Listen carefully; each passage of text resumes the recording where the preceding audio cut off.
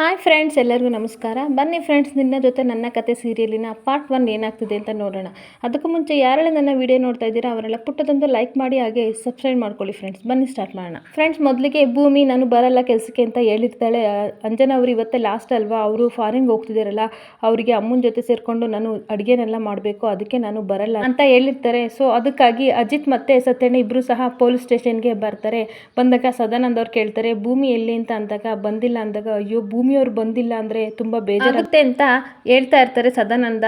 ಅವಾಗ ಅಜಿತ್ ಹೇಳ್ತಾನೆ, ಏನು ಅವಳು ಬಂದಿಲ್ಲ ಅಂತ ಅಂದರೆ ಏನು ಕೆಲಸನೇ ಆಗಲ್ವ, ಎಲ್ಲರೂ ಈ ಥರ ಹೇಳ್ತಾರಲ್ಲ ಸತ್ಯಣ್ಣ ಅಂದ್ಬಿಟ್ಟು ಹೇಳ್ತಾ ಇರ್ತಾನೆ. ಆಮೇಲೆ ರೀ ಸದಾನಂದ್ ಬನ್ನಿ, ಇಲ್ಲಿ ಬಂದ್ಬಿಟ್ಟು ಒಂದು ಕಡಕ್ ಟೀ ಮಾಡ್ಕೊಬರಕ್ಕೆ ಹೇಳಿ ಆ ಭೂಮಿಗೆ ಅಂತ ಅಂದಾಗ, ಭೂಮಿ ಅಲ್ಲಿರಲ್ಲ ಅಂತ ಎಲ್ಲರೂ ನಗಾಡ್ತಾ ಇರ್ತಾರೆ. ಅವಾಗ ನಾನು ಭೂಮಿಗೆಲ್ಲ ಹೇಳಿದ್ದು ಅಲ್ಲಿ ಲಕ್ಷ್ಮಕ್ಕ ಇದ್ದಾರಲ್ಲ ಅವ್ರಿಗೆ ಹೇಳಿ ಅಂತ ಅಂದ್ಬಿಟ್ಟು ಹಾಗೆ ಮಾತನ್ನ ಅದ್ಲು ಬದಲು ಮಾಡ್ತಾ ಇರ್ತಾನೆ. ಸದಾನಂದ ಮತ್ತು ಸತ್ಯಣ್ಣ ಇಬ್ಬರು ಸಹ ಒಳೊಳಗೆ ನಗ್ತಾ ಇರ್ತಾರೆ.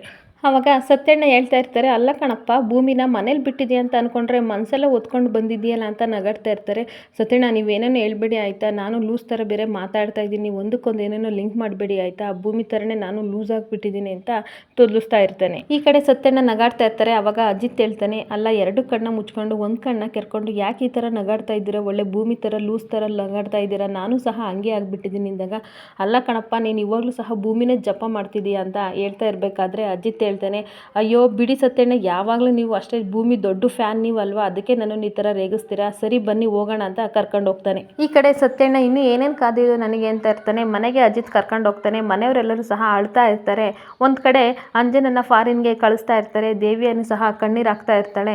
ಆವಾಗ ದೊಡ್ಡಪ್ಪನ ಹತ್ರ ಹೋಗ್ತಾಳೆ, ಆಶೀರ್ವಾದ ಮಾಡಿ ಅಂತ ಆಶೀರ್ವಾದ ಮಾಡಿಕೊಂಡು ತಪ್ಕೋತಾ ಇರ್ತಾಳೆ. ನಾನೊಬ್ಬರನ್ನ ಇಷ್ಟಪಟ್ಟೆ, ಆದರೂ ಲೈಫ್ ಲಾಂಗ್ ನನಗೆ ಅವರು ಸಿಗಲೇ ಇಲ್ಲ ದೊಡ್ಡಪ್ಪ ಅಂದಾಗ, ಅಯ್ಯೋ ಬೇಜಾರು ಮಾಡ್ಕೋಬೇಡ ಮಗಳೇ ಅಂತ ಶ್ರವಣ್ ಹೇಳ್ತಾ ಇರ್ತಾರೆ. ಬಿಡಿ ಇದು ಈಗೆಲ್ಲ ಆ ಮಾತು ಯಾಕೆ ಅಂದ್ಬಿಟ್ಟು ಅಂಜನಾ ಹಾಗೆ ಸುಮ್ಮನೆ ಆಗ್ತಾಳೆ. ಆವಾಗ ಮನಸ್ವಿನಿ ಹೇಳ್ತಾ ಇರ್ತಾಳೆ, ಅನಾಥಾಗಿ ನೀನು ಒಬ್ಬಳೇ ಅಲ್ಲಿಗೆ ಹೋಗೋದು ನನಗೆ ಯಾಕೋ ಸರಿ ಕಾಣಿಸ್ತಿಲ್ಲ, ಪ್ಲೀಸ್ ನೀನು ಇಲ್ಲೇ ಇರು ಅಂತ ರಿಕ್ವೆಸ್ಟ್ ಮಾಡ್ತಾ ಇರ್ತಾಳೆ. ಹೌದು ಮಗಳೇ, ನಿನ್ನ ನಿರ್ಧಾರನ ಬದಲಾಯಿಸ್ಕೊಂತ ಶ್ರವಣ್ ಸಹ ಹೇಳ್ತಾ ಇರಬೇಕಾದ್ರೆ ದೇವ್ಯಾನಿ ಹೇಳ್ತಾಳೆ, ಇಲ್ಲ ಅವಳು ಹೋಗ್ಲಿ ಬಿಡಿ, ಅವಳ ಮನಸ್ಸು ಸಹ ಚೇಂಜ್ ಆಗುತ್ತೆ, ಇನ್ನೊಂದು 2 ದಿನ ಅಷ್ಟೇ ನಾವು ಬೇಜಾರು ಮಾಡ್ಕೋತೀವಿ, ಆಮೇಲೆ ಸರಿ ಆಗ್ತಾರೆ ಅಂತ ಹೇಳ್ತಾ ಇರ್ತಾಳೆ. ಆವಾಗ ಸಂಗೀತನೂ ಸಹ ಹೌದು 2 ದಿನಕ್ಕೆ ಸರಿ ಆಗ್ತಾರೆ, ಅವಳಿಗೆ ಸ್ವಲ್ಪ ಕಾಲಾವಕಾಶ ಕೊಡೋಣ, ಅವಳು ಸಹ ಚೇಂಜ್ ಆಗ್ತಾಳೆ ಅಂತ ಹೇಳ್ತಾ ಇರ್ತಾರೆ. ಆದರೆ ಅಜ್ಜಿ ಎಲ್ಲರೂ ಸಹ ಮನೇಲಿ ತುಂಬ ಅಳ್ತಾ ಇರ್ತಾರೆ. ಅವಾಗ ದೇವಿಯೇನೇ ಹೇಳ್ತಾಳೆ, ಟೈಮ್ ಆಯಿತು ಹೊರಡು ಕಂದಮ್ಮ ಅಂತ ಅಂದಾಗ, ಸರಿ ಆಯಿತು ಅಂದ್ಬಿಟ್ಟು ಅಂಜನಾ ಹೊರಡ್ತಾ ಇರ್ತಾಳೆ. ಎಲ್ಲರ ಹತ್ರನೂ ಸಹ ಆಶೀರ್ವಾದ ತಗೋ ಅಂತ ಹೇಳಿದಾಗ ಎಲ್ಲರ ಹತ್ರನೂ ಸಹ ಆಶೀರ್ವಾದ ತಗೊಂಡು ಕಣ್ಣೀರು ಹಾಕ್ಕೊಂಡು ಅಂಜನಾ ಬರ್ತಾ ಇರ್ತಾಳೆ. ಆವಾಗ ಬೇಜಾರು ಮಾಡ್ಕೋಬೇಡಮ್ಮ ಅಂತ ಅಜ್ಜಿ ಹೇಳ್ತಾ ಇರ್ತಾರೆ, ನಾನು ಯಾವತ್ತೂ ಸಹ ಕೊಟ್ಟ ಮಾತಿಗೆ ತಪ್ಪಲಿಲ್ಲ, ಆದರೆ ನಿನ್ನ ವಿಷಯದಲ್ಲಿ ನಾನು ತಪ್ಪಿಟ್ಟೆ, ಸಾಧ್ಯವಾದರೆ ನನ್ನ ಕ್ಷಮಿಸು ಅಂತ ಹೇಳ್ತಾ ಇರ್ತಾಳೆ. ಸರಿ ಆಯಿತು ಬಿಡಿ ಅಜ್ಜಿ, ನೀವೇನು ಮಾಡೋಕ್ಕಾಗುತ್ತೆ ಅಂತ ಅಂಜನಾ ಕಣ್ಣೀರು ಹಾಕ್ಕೊಂಡು ಹೇಳ್ತಾ ಇರ್ತಾಳೆ.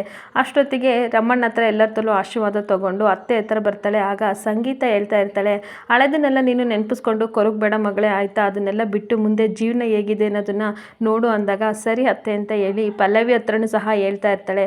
ಆಗ ಭೂಮಿ ಹತ್ರನೂ ಬಂದು ನಾನು ಹೋಗ್ತೀನಿ ಆಯಿತಾ ಅಂತ ಅಂದಾಗ, ಆಲ್ ದ ಬೆಸ್ಟ್ ಆಯಿತಾ, ಒಳ್ಳೇದಾಗಲಿ ನಿಮಗೆ ಅಂತ ಹೇಳ್ತಾ ಇರಬೇಕಾದ್ರೆ, ಈ ಬೆಸ್ಟ್ ನಾನು ಇಲ್ಲೇ ಬಿಟ್ಟು ಹೋಗ್ತಾ ಇದ್ದೀನಿ, ಆದರೆ ನನಗೆ ಬೇಕಾದ್ದು ನನಗೆ ಸಿಗಲಿಲ್ಲ ಅಂತ ಅಜಿತ್ನ ನೋಡ್ಕೊಂಡು ಕಣ್ಣೀರು ಹಾಕ್ತಾ ಇರ್ತಾಳೆ.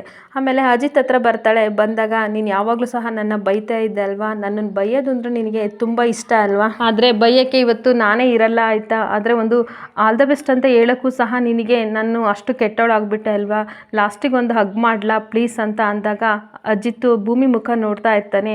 ಆವಾಗ ಓ ನಿನ್ನ ಹೆಂಡತಿ ಪರ್ಮಿಷನ್ ಬೇರೆ ಬೇಕಾ ಅಂದಾಗ ಹಗ್ ಮಾಡ್ಕೊ ಅಂತ ಕೈನ ಚಾಚುತ್ತಾನೆ. ಆವಾಗ ಬಂದು ಹಗ್ ಮಾಡ್ಕೋತಾ ಇರ್ತಾನೆ. ಆವಾಗ ಫುಲ್ ಖುಷಿ ಆಗಿಬಿಡ್ತಾರೆ ಮನೆಯವರೆಲ್ಲರೂ ಸಹ.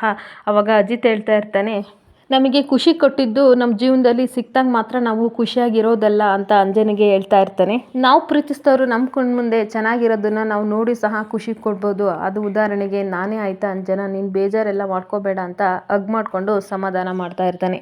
ನಿನ್ನ ಜೀವನದಲ್ಲಿ ಯಾವತ್ತೂ ಸಹ ಬೆಸ್ಟ್ ಅನ್ನೋದು ನಿನ್ನದೇ ಆಗಿರಲಿ ಅಂತ ಹೇಳ್ತಾ ಇರ್ತಾನೆ. All the best, very all the best ಆಯಿತಾ, ಚೆನ್ನಾಗಿರು, ಚೆನ್ನಾಗಿ ಹೋಗ್ಬಿಟ್ಟು ಬಾ ಬೇಗ ಅಂತ, ಜರ್ನಿ ಹ್ಯಾಪಿ ಜರ್ನಿ ಅಂತ ಹೇಳ್ತಾ ಇರ್ತಾನೆ. ಆವಾಗ ಒಂದು ಕಿಸ್ ಮಾಡ್ತಾಳೆ. ಆಗ ಭೂಮಿ ಶಾಕ್ ಆಗಿ ಹಾಗೆ ಅಜಿತ್ನ ನೋಡ್ತಾ ಇರ್ತಾಳೆ, ಕಣ್ಣೀರು ಹಾಕ್ಕೊಂಡು. ಹಾಗೆ ಬೇಗ ಬೇಗ ಬ್ಯಾಗ್ನೆಲ್ಲ ತೊಗೊಬಿಟ್ಟು ಅಂಜನಾ ಈ ಕಡೆ ಮನೆ ಬಿಟ್ಟು ಹೋಗ್ತಾ ಇರ್ತಾಳೆ. ಈ ಕಡೆ ಭೂಮಿ ರೂಮಿಗೆ ಬರ್ತಾಳೆ. ಅಜಿತ್ ಸತ್ಯನ ಎಲ್ಲರೂ ಸಹ ಬಂದು ಮಾತಾಡ್ತಾ ಇರ್ತಾರೆ. ಆವಾಗ ಭೂಮಿ ಹೇಳ್ತಾಳೆ, ತುಂಬ ಬೇಜಾರು ಮಾಡ್ಕೊಂಡಿದ್ರು ಅಂಜನಾ ಅವರು ಫಾರಿನ್ಗೆ ಹೋಗ್ಬೇಕಾದ್ರೆ ಅಂತ ಅಂದಾಗ ಅಜಿತ್ ಹೇಳ್ತಾನೆ, ನಾನು ತುಂಬ ಮಿಸ್ ಮಾಡಿಕೊಂಡೆ, ಅವಳು ಇದ್ದಿದ್ದರೆ ನನಗೆ ತುಂಬ ಹೆಲ್ಪ್ ಆಗೋದು ಅಂದಾಗ ಭೂಮಿ ಹೇಳ್ತಾಳೆ, ನೀವು ತುಂಬ ಮಿಸ್ ಮಾಡ್ಕೊಂಡ್ರಾ? ನನಗೆ ಅನಿಸುತ್ತೆ ನೀವು ತುಂಬ ಮಿಸ್ ಮಾಡ್ಕೊಂಡ್ರಿ. ಹೌದು ಅಲ್ವಾ, ಅವಳು ಇದ್ದಿದ್ರೆ ಸರಿಯಾಗ್ತಿತ್ತು, ಒಳ್ಳೊಳಗೆ ನಿಮಗೆ ಲವ್ ಆಗ್ತಿದೆ ಅಂಜನ ಮೇಲೆ ಅಂತ ಅಂದಾಗ, ಲೂಸು ನಿನ್ನ ಮೆಂಟೆಲ್ಲ ಏನೇನೋ ಹೇಳ್ಬೇಡ ಅಂದಾಗ, ಇಲ್ಲ ಸತ್ಯಣ್ಣ ಕೇಳಿ ಬೇಕಾದರೆ, ಏನು ಗೊತ್ತಾ ಸತ್ಯಣ್ಣ, ಹೋಗ್ಬೇಕಾದ್ರೆ ಮುತ್ತು ಬೇರೆ ಕೊಟ್ಲು ಅಂಜನ, ಇವ್ರು ಬೈಲೇ ಇಲ್ಲ ಸುಮ್ಮನೆ ಇದ್ರು ಅಂದಾಗ, ಹೌದೇನೋ ಮುತ್ತು ಬೇರೆ ಇಸ್ಕೊಂಡೇನೋ ಅಂತ ರೇಗಿಸ್ತಾ ಇರ್ತಾನೆ ಸತ್ಯಣ್ಣ. ಅವಾಗ ಇವಳು ಮಾತು ಕೇಳ್ತಿರಲ್ಲ ನೀವು ಅಂದಾಗ, ಬಿಡಬೇಡಿ ಸತ್ಯಣ್ಣ, ನಿಜ ಅವಳು ಮುತ್ತು ಕೊಟ್ಟಿದ್ದು, ಆದರೆ ಇವ್ರು ಏನೂ ಸಹ ಅಂದಿಲ್ಲ, ಕೇಳಿ ಅಂದಾಗ ಅಜಿತ್ ಹೇಳ್ತಾನೆ, ಹೌದು ಅವಳು ಮುತ್ತು ಕೊಟ್ಲು, ಹಾಗೆ ನಾನು ಸೈಲೆಂಟಾಗಿ ನಿಂತ್ಕೊಂಡೆ, ಏನು ಇವಾಗ ಅಂತ ರೇಗಾಡ್ತಾ ಇರ್ತಾನೆ. ಮತ್ತು ಅಜಿತ್ ಹೇಳ್ತಾನೆ, ನೋಡು ಸುಮ್ಮನೆ ಕಾಲು ಕೆರ್ಕೊಂಡು ನನ್ನ ಜೊತೆ ಜಗಳಕ್ಕೆ ಬರಬೇಡ ಆಯಿತಾ, ನನಗೆ ಜಗಳ ಆಡೋ ಮೂಡಿಲ್ಲ ಅಂದಾಗ, ಏನು ಈಗಂತೀರಾ ಅಂದಾಗ, ಹೌದು ಮುತ್ತು ಕೊಟ್ಟ ತಕ್ಷಣ ನನಗೆ ನೋಡ ಮೇಲೆ ಲವ್ ಆಗಿದೆಯಾ, ಈ ಥರ ಎಲ್ಲ ಹೇಳ್ತೀಯ ಅಂದಾಗ ಸತ್ಯಣ್ಣ ಹೇಳ್ತಾನೆ, ಇಲ್ಲೆಲ್ಲೋ ಸುಟ್ಟಿರೋ ವಾಸನೆ ಬರ್ತಾ ಇದೆ, ಯಾರಿಗೋ ಸಹ ಹೊಟ್ಟೆ ಉರಿತಿದೆ ಅಂದಾಗ ಭೂಮಿ ಹೇಳ್ತಾಳೆ, ಅಯ್ಯೋಯ್ಯೋ ನನಗೆ ಆ ಥರ ಎಲ್ಲ ಇಲ್ಲಪ್ಪ ಆಯಿತಾ, ನಾನೇನು ನಿಜವಾದ ಹೆಂಡ್ತಿನ, ಅವರೇ ನಿಜವಾದ ಗಂಡನ, ಬೇಜಾರು ಮಾಡ್ಕೊಳ್ಳೋಕ್ಕೆ ಆಲ್ರೆಡಿ 1 ವರ್ಷದಲ್ಲಿ 3 ತಿಂಗಳು ಕಂಪ್ಲೀಟ್ ಆಗಿದೆ, ಇನ್ನು 9 ತಿಂಗಳು ಎಷ್ಟೊತ್ತಿಗೆ ಮುಗಿಯುತ್ತೆ ಅಂತ ಕಾಯ್ತಾ ಇದ್ದೀನಿ ಸತ್ಯಣ್ಣ, ನನಗೇನು ಹೊಟ್ಟೆ ಉರಿ ಇಲ್ಲ ಅಂತ ಹೇಳ್ತಾ ಇರಬೇಕಾದ್ರೆ ಅಜಿತ್ಗೆ ಡಾಕ್ಟರ್ ಅಲ್ಲಿಂದ ಕಾಲ್ ಮಾಡ್ತಾ ಇರ್ತಾರೆ. ಅವಾಗ ಫೋನ್ ಪಿಕ್ ಮಾಡಿದಾಗ, ಸರಿ ಡಾಕ್ಟರ್ ಆಯಿತು, ನಾಳೆ ರಿಪೋರ್ಟ್ ತೊಗೊಬನ್ನಿ ಅಂತ ಹೇಳಿಬಿಟ್ಟು ಕಟ್ ಮಾಡ್ತಾನೆ. ಈ ಕಡೆ ಸತ್ಯಣ್ಣಗೆ ಹೇಳ್ತಾ ಇರ್ತಾನೆ, ನಾಳೆ DNA ರಿಪೋರ್ಟ್ ಬರುತ್ತೆ, ಶ್ರವಣ್ ಮಾವನ ಕೈಯಿಂದಲೇ ಆ ಅಶ್ವಿನಿನ ಮನೆಯಿಂದ ಹೊರಗಡೆ ಕಳಿಸ್ತೀನಿ, ಅವಳು ಮನಸ್ವಿನಿ ಅಲ್ಲ ಅಶ್ವಿನಿ ಅನ್ನೋದು ಪ್ರೂವ್ ಮಾಡೇ ಮಾಡ್ತೀನಿ ಅಂತ ಹೇಳ್ತಾ ಇರ್ತಾನೆ. ಇನ್ನೊಂದು ಕಡೆ ಸಂಗೀತ ಶ್ರವಣ್ಗೆ ಕಾಲ್ ಮಾಡಿ, ನಾಳೆ ಬಾರೋ ಶ್ರವಣ ಮನೆಗೆ ಅನ್ಬೇಕಾದ್ರೆ, ನಾನು ಬರಲ್ಲ ಅಕ್ಕ, ಇವತ್ತು ಸೆಂಡ್ ಆಫ್ ಪಾರ್ಟಿ ಕೊಡೋಣ ಅಂತ ಅಂಜನಿಗೆ ಫಾರಿನ್ ಬೇರೆ ಹೋಗ್ತಿದ್ದಾಳಲ್ಲ ಅದಕ್ಕೆ ಬಂದೆ,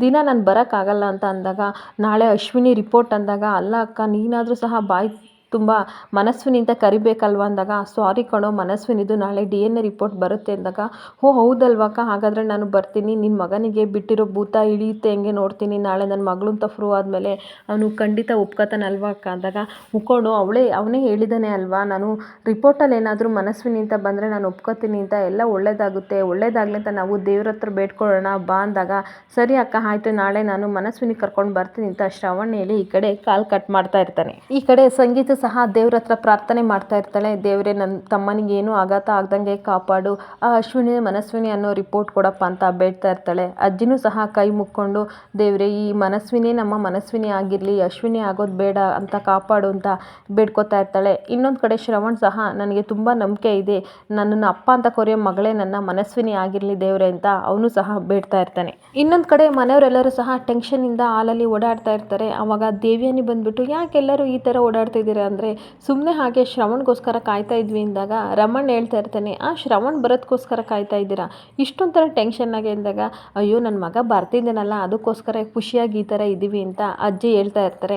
ಅಷ್ಟೊತ್ತಿಗೆ ಶ್ರವಣ್ ಬಂದೇ ಬಿಡ್ತಾನೆ. ಆವಾಗ ಬಂದಾಗ, ಶ್ರವಣ್ ಬಂದಾಯ್ತಲ್ಲ, ಯಾಕೆ ಎಷ್ಟು ಟೆನ್ಷನ್ ಅಂತ ಮತ್ತೆ ದೇವ್ಯಾನಿ ಕೇಳ್ತಾ ಇರಬೇಕಾದ್ರೆ, ರಿಪೋರ್ಟ್ಗೋಸ್ಕರ ವೆಯ್ಟ್ ಮಾಡ್ತಾ ಇರ್ತೀವಿ ಅಂತ ಶ್ರವಣ್ ಹೇಳ್ತಾ ಇರ್ತಾರೆ.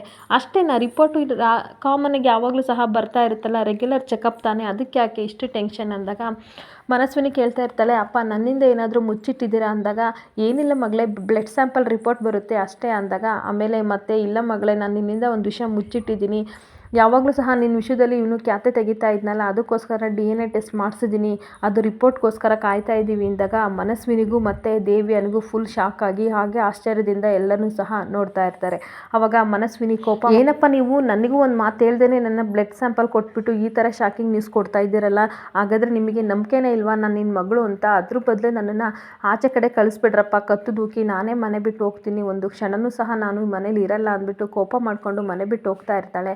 ಅಷ್ಟೊತ್ತಿಗೆ, ಬೇಡ ಮಗಳೇ ಪ್ಲೀಸ್ ಸ್ವಲ್ಪ ಹೊತ್ತು ವೆಯ್ಟ್ ಮಾಡು, ನೀನು ನನ್ನ ಮಗಳು ಅಂತ ನನಗೆ ಗೊತ್ತು, ಆದರೆ ಎಲ್ಲರ ಮುಂದೆ ನಾನು ಪ್ರೂಫ್ ಮಾಡಬೇಕು, ಅದಕ್ಕೋಸ್ಕರ ಈ ಥರ ಮಾಡಿದೆ, ಸಾರಿ ಮಗಳೇ ಅಂತ ರಿಕ್ವೆಸ್ಟ್ ಮಾಡ್ಕೊತಾ ಇರಬೇಕಾದ್ರೆ ಬ್ಲಡ್ ಸ್ಯಾಂಪಲ್ನ ತೊಗೊಂಡೋಗಿರೋ ಡಾಕ್ಟರು ರಿಪೋರ್ಟ್ನ ಕೊಟ್ಟು ಕಳಿಸ್ತಾರೆ. ಆವಾಗ ಬಾಯ್ ಬಂದುಬಿಟ್ಟು ರಿಪೋರ್ಟ್ನ ತಂದುಕೊಡ್ತಾ ಇರ್ತಾನೆ. ಆವಾಗ ರಿಪೋರ್ಟ್ ನೋಡಿದರೆ ಒಂದು ಕ್ಷಣ ಶಾಕ್ ಆಗಿಬಿಡುತ್ತೆ ಅಜಿತ್ಗೆ, ಯಾಕೆಂದರೆ ಇವಳೇ ಮನಸ್ವಿನಿ ಅಂತ ರಿಪೋರ್ಟಲ್ಲಿ ಇರುತ್ತೆ. ಆವಾಗ ಓಡೋಗ್ಬಿಟ್ಟು ಶ್ರವಣ್ ರಿಪೋರ್ಟ್ ನೋಡ್ತಾನೆ. ಆವಾಗ ಅವನಿಗೆ ಫುಲ್ ಖುಷಿ ಆಗುತ್ತೆ, ನನ್ನ ಮಗಳೇ ಅಂದ್ಬಿಟ್ಟು ಆ ರಿಪೋರ್ಟ್ನ ಅಜಿತ್ ಕೈಲಿ ಕೊಟ್ಬಿಟ್ಟು, ಅಮ್ಮ ನೋಡಮ್ಮ ಇವಳೇ ನಿನ್ನ ಮಗಳು, ನನ್ನ ಮಗಳು ಇವಳೇ ಅಂತ ಮನೆಯವ್ರಿಗೆಲ್ಲರೂ ಸಹ ಹೇಳಿದಾಗ ಮನೆಯವರೆಲ್ಲರೂ ಸಹ ಖುಷಿಯಾಗಿ ಹಗ್ ಮಾಡ್ಕೋತಾ ಇರ್ತಾರೆ. ನನ್ನ ಮಗಳು ನೀನೇನೆ, ಯಾರೂ ಸಹ ಅನುಮಾನ ಪಡಬಾರ್ದು, ಇನ್ಮೇಲೆ ಯಾರು ಪಟ್ಟರೆ ನಾನು ಸುಮ್ಮನೆ ಇರಲ್ಲ ಅಂತ ಅಜಿತ್ ಕಡೆ ನೋಡಿಕೊಂಡು ಶ್ರವಣು ಬೈತಾ ಇರ್ತಾನೆ. ಆವಾಗ ನೀನೇ ನನ್ನ ಮಗಳೇ ಅಂದ್ಬಿಟ್ಟು ಮುತ್ತು ಕೊಡ್ತಾ ಇರ್ತಾನೆ. ಆದರೆ ಅಜಿತಿಗೆ ಮಾತ್ರ ಸಂಶಯ ಹೋಗೋದೇ ಇಲ್ಲ, ಏನೋ ಇಲ್ಲಿ ಮಿಸ್ಅಂಡರ್ಸ್ಟ್ಯಾಂಡ್ ಆಗಿದೆ ಅಂತ ಹಾಗೆ ಅನುಮಾನ ಪಡ್ತಾ ಇರ್ತಾನೆ. ಆವಾಗ ಭೂಮಿನ ಸಹ ಬಂದುಬಿಟ್ಟು, ಕಂಗ್ರಾಟ್ಸ್ ಮನಸ್ವಿನಿ ಅವರೇ ಅಂತ ಹೇಳ್ತಾ ಇರ್ತಾಳೆ. ಅಷ್ಟೊತ್ತಿಗೆ ಶ್ರವಣ್ ಹೇಳ್ತಾ ಇರ್ತಾರೆ, ಇನ್ಮೇಲೆ ಯಾರಾದರೂ ಸಹ ನನ್ನ ಮಗಳ ಬಗ್ಗೆ ಮಾತಾಡಿದರೆ ನಾನು ಮಾತ್ರ ಸುಮ್ಮನೆ ಇರಲ್ಲ ಅಂತ ಹೇಳ್ತಿರ್ಬೇಕಾದ್ರೆ ದೇವಿಯನ್ನು ಸಹ ಅದೆಂಗೆ ರಿಪೋರ್ಟು ಈ ಥರ ಅದ್ಲು ಬದಲು ಆಗೋಯ್ತು, ದೂರು ಸಂಬಂಧಿನೂ ಅಲ್ವಾ ಈ ಅಶ್ವಿನಿ, ಯಾಕೆ ಈ ರಿಪೋರ್ಟ್ ಈ ಥರ ಬಂತು, ಏನಾಗಿರ್ಬೋದು ಅಂತ ಶಾಕ್ ಆಗಿ ಹಾಗೆ ಯೋಚನೆ ಮಾಡಿಕೊಂಡು ನಿಂತ್ಕೋತಾಳೆ. ಇಲ್ಲಿಗೆ ಈ ಎಪಿಸೋಡ್ ಮುಕ್ತಾಯವಾಗುತ್ತದೆ. ಈ ವಿಡಿಯೋ ಇಷ್ಟ ಆದರೆ ಪುಟ್ಟದೊಂದು ಲೈಕ್ ಮಾಡಿ ಫ್ರೆಂಡ್ಸ್. ಥ್ಯಾಂಕ್